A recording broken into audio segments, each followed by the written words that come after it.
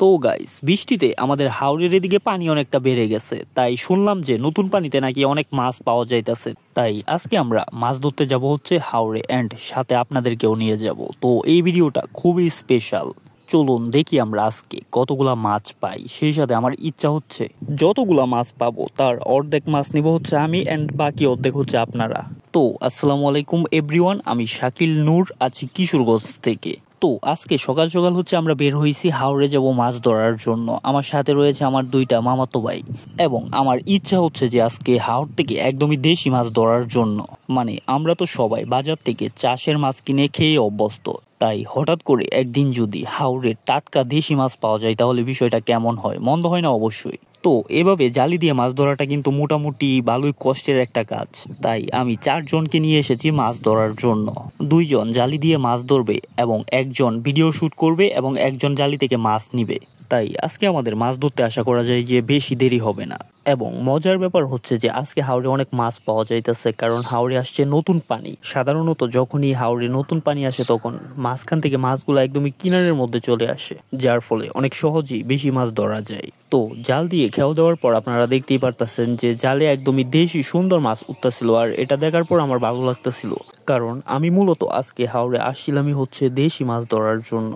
সেই সাথে আজকে আমরা বড় একটা দেশি কাল্লা মাছ পাইছি।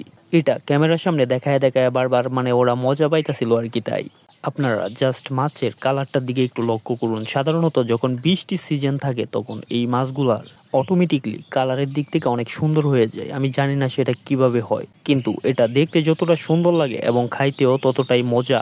যদিও এগুলা বলে আমি আপনাদেরকে লোভ দেখাইতেছি না, তবে একটা জিনিস আমি করতে পারি, আর সেটা হচ্ছে যে ইন ফিউচারে যখন আমাদের এই চ্যানেলটা অনেক বড় হয়ে যাবে তখন আমি আমার হাতে গোনা কয়েকজন স্পেশাল সাবস্ক্রাইবারদেরকে এই মাছ অর্থাৎ আমাদের হাওরের মাছ পার্সেল পাঠাতে পারি। ইনশাল্লাহ এটা ইন ফিউচারে করব, কিন্তু তার আগে একটা কথা হচ্ছে যে আপনারা এখনো যারা আমাদের এই চ্যানেলটিকে সাবস্ক্রাইব করেন নাই এখনই সাবস্ক্রাইব করে ফেলুন।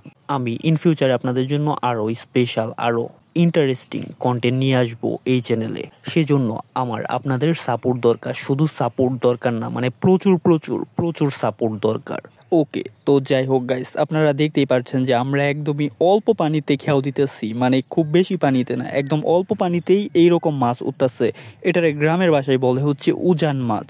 আর বৃষ্টি আসলে সাধারণত কম পানির মধ্যে এই মাছগুলো আসে, আর এগুলা একদমই হাওরের কিনারায় চলে আসে, যার কারণে এগুলা ধরতে অনেক সহজ হয়। তো কিছুক্ষণের মধ্যে খুব সহজেই আমরা এতগুলা মাছ ধরে ফেলছি। আমার মনে হয় আর বেশি মাছের প্রয়োজন নয়, আর যদি অল্প কিছু মাছ আমরা ধরি তাহলেই হয়তো আমাদের হয়ে যাবে। তাই আমি আমার মামাতো ভাইদেরকে বললাম যে তোরা আর জাস্ট 5 মিনিট মন দিয়ে মাছ ধর, তাহলে আমরা চলে যাব। আর আজকে আমরা অলরেডি 1 ঘন্টার মতো বৃষ্টিতে ভিজে গেছি, আর বেশিক্ষণ ভিজলে হয়তো খবর আছে আমি শিওর যে সবগুলারই জ্বর আসবো। তাই আমি চাই যে এগুলা অসুস্থ হওয়ার আগে আমরা বেশিক্ষণ বৃষ্টিতে না ভিজে আর অল্প কিছু মাছ ধরে চলে যাওয়ার জন্য।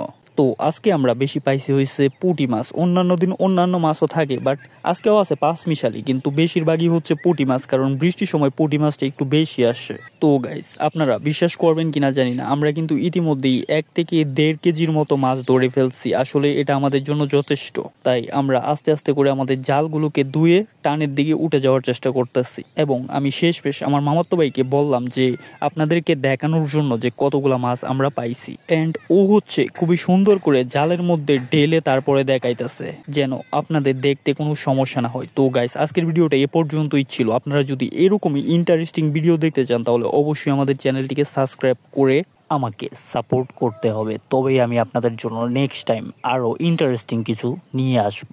তো গাইস, দেখা হচ্ছে আবার পরবর্তী ভিডিওতে। সকলের প্রতি ভালোবাসা রইল। Love from Kishoreganj.